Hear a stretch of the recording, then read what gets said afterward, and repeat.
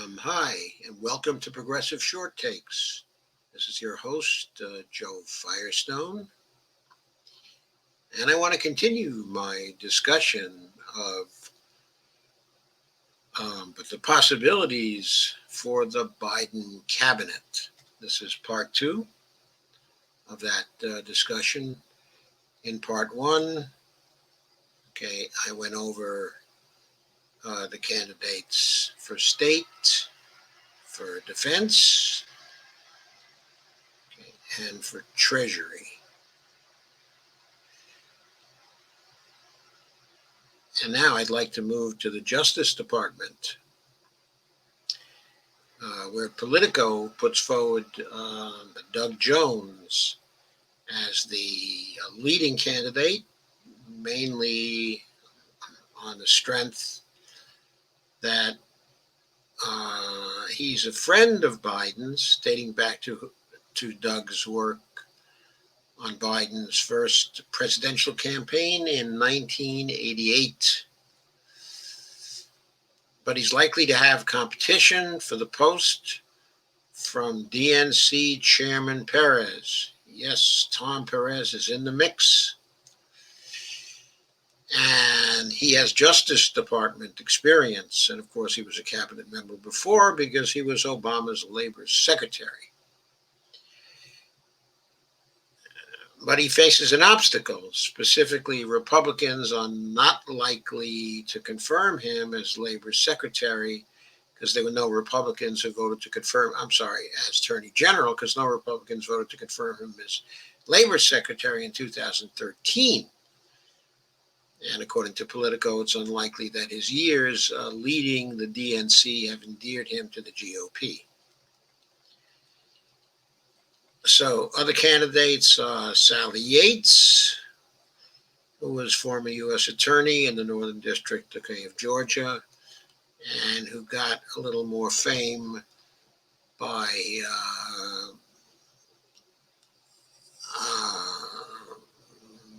saying some negative things about Donald Trump during the Trump administration. Then there's also the California Attorney General, Xavier Becerra, who was a former California congressman and state House member. He has the advantage of diversity since he is a Hispanic.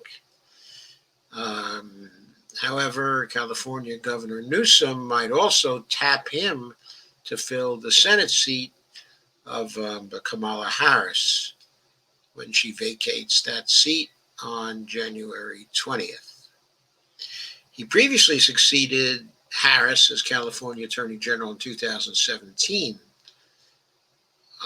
but following her election to the Senate. So there's that. Of course, the progressives, as they are represented by the Climate Mandate Group within the Sunrise Movement, they're not particularly favorable to these candidates for Attorney General. Rather, they favor Keith Ellison as their top pick. I like Keith Ellison too. And so I tend to agree with them on that. But then there's also Larry Krasner, who's a district attorney in by Philadelphia, and who's been making a very good record for himself there. Also, Dana Nessel, who's the attorney general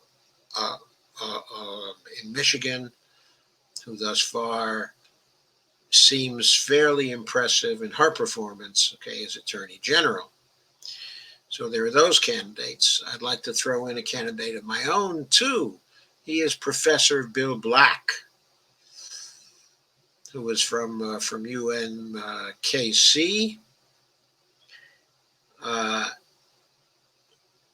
At one time, in certain circles, he was known as the sheriff, of Wall Street. He was very prominent in the prosecutions during the late 80s, okay, and early 90s, okay, of those who are corrupting uh, some of the banks, okay, at that time. Uh, and he was a prominent member of the team that invited uh, 1,000 crooks in the banking industry and who jailed a considerable number of them, okay, at that time. He would make a great attorney general, and of course, he's an MMTer as well, and is the editor of the UMKC New Economic Perspectives blog, uh, which has been the leading blog on MMT for some years. I don't know if it's still the leading blog, okay, at MMT, but at least in the United States it was for some time. Okay, so Bill Black is the person that if I had the pick and it were mine to make, I would nominate Bill Black. Of course, he would never be confirmed by the Republicans who actually hate him. The banking industry hates him too. And Keith Ellison would have enough of a hard time getting confirmed and probably would not be confirmed unless the two runoffs in Georgia went to the Democrats and they controlled the Senate. Then Keith Ellison might indeed be confirmed for Attorney General. And if you think the Republicans were hard, okay, on Eric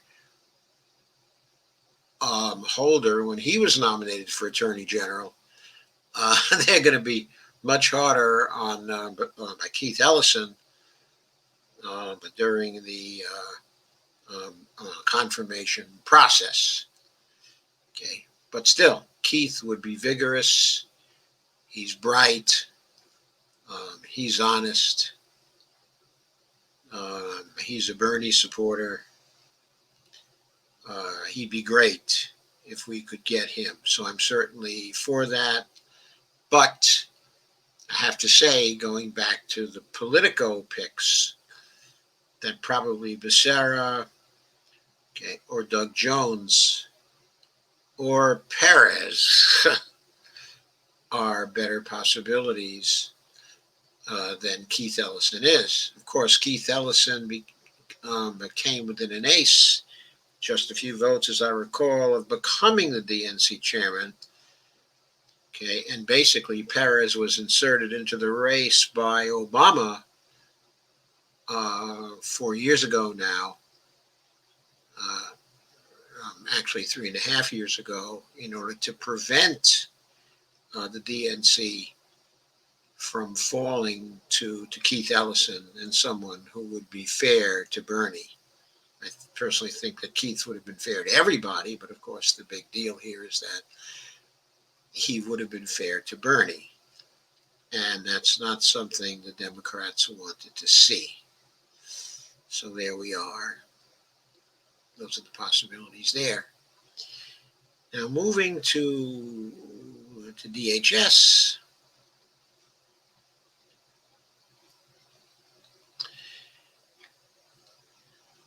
The possibilities that are supposedly there based on the political talks with Biden people. One of those possibilities, okay, is Alejandro Mayorkas, who's the former Deputy Secretary of Homeland Security. He's a partner at Wilmer & Hale, okay, a law firm in the Washington area. Former Director of U.S. Citizenship and Immigration Services. Former U.S. Attorney for the Central District, okay, of California.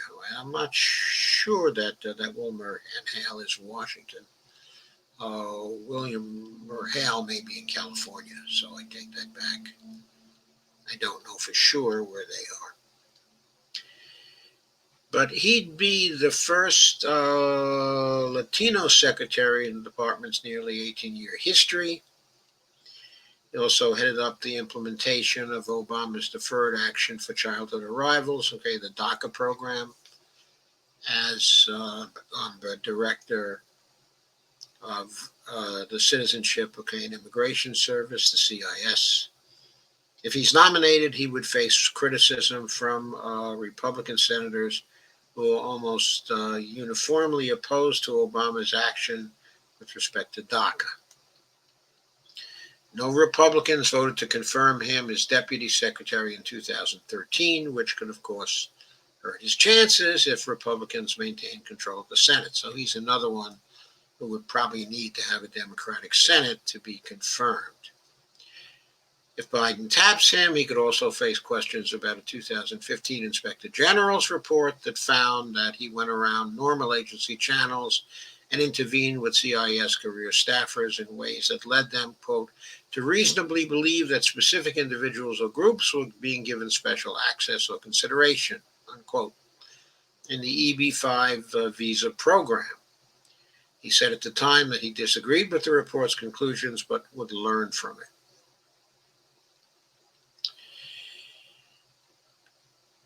This is another cabinet appointment where Becerra would be a candidate, as well. So the two leading candidates from the political point of view are Becerra and Mayorkas. And from the point of view of the Sunrise Movement, they appeared to have no preferences for the head of Homeland Security.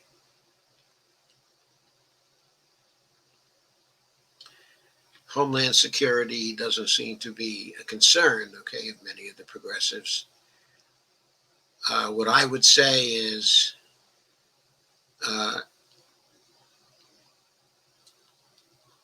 most probably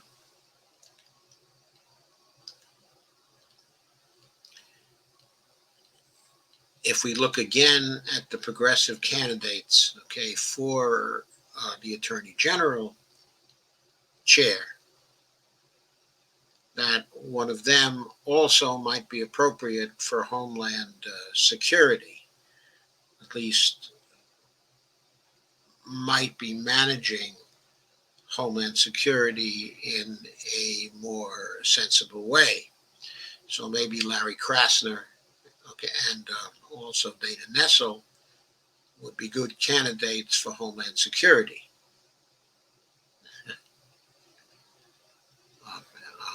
As well. So let's go back to Politico now.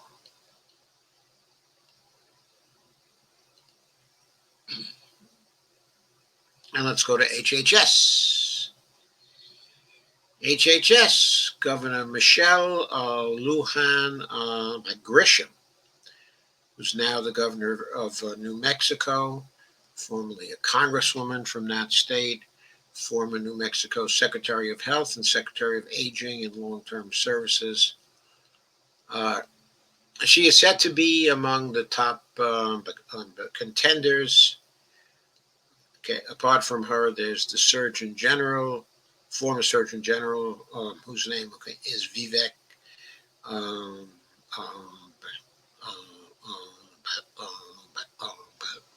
Whose name is Vivek Murthy. And there's also North Carolina Health Secretary, whose name is Mandy Cohen. Grisham, on her experience, seems by far the favorite for this.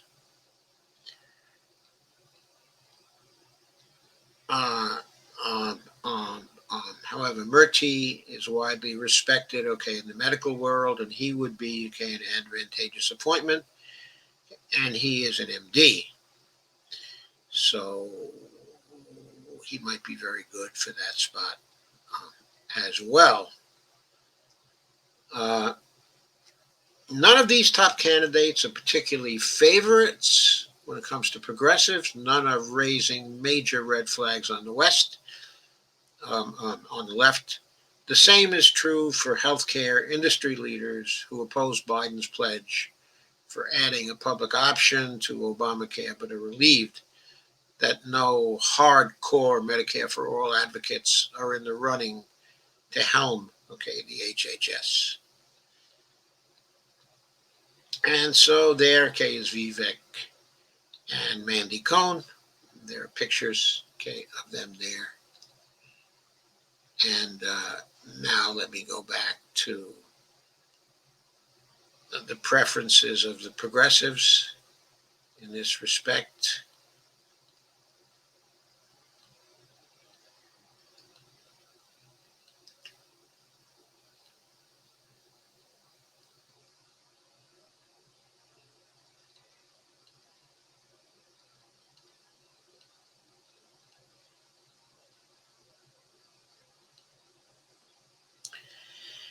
And their top pick is Pramila Jayapal. I really oppose that because I think Pramila is really needed in the House. I also think that if anybody is going to displace Nancy Pelosi, who is from the progressive world, she is among the best of the possibilities. Also, Ro Khanna, is a possibility. I think for this spot, both are Medicare for all advocates, of course. And then there is Barbara Lee, who, as I recall, is a co-sponsor of the Jayapal bill, though she's much more famous for her work in the foreign policy area. But she is not a progressive nominee for this. There is Dr. Abdul El-Sayed, who's the chair, of Southpaw, Michigan, then former candidate for governor, who ran a great campaign and was one of the surrogates for Bernie Sanders in Bernie's campaign. But Dr. Sayed has the advantage that he's a doctor. He also has the advantage that he's a very fine speaker and a very strong supporter, of Medicare for all. So from the standpoint of the majority of the voters in the United States and 88% of the Democratic Party, then either Jayapal, or El-Sayed should be the choice. Then there's also Don Berwick, who's an MD, and an MPP. I think that's a master of public policy. He's the president emeritus and senior fellow of the Institute for Healthcare Improvement, and I believe he's an advocate for Medicare for all as well, but not as well known in that area as the other two. And he probably wouldn't be quite as effective as the other two in that area. Now, the most effective person would probably be Jayapal, because she's just good at things, at getting around things. I don't know whether El-Sayed would be quite as good as an administrator as Jayapal, but I don't really know about that. He might be. I think, though, Jayapal would be an excellent administrator, but as I say, we really need her in the House, so I don't want to see her go to the administration right now. I'd rather see her in the House fighting for Medicare for all, but reintroducing her bill, which is the best Medicare for all bill as yet, H.R. 1384. So that's what I think. And of course, I think the most likely appointment here is going to be Biden's, because, I don't think the progressives would be that opposed to Lujan Grisham. I don't think quite that much.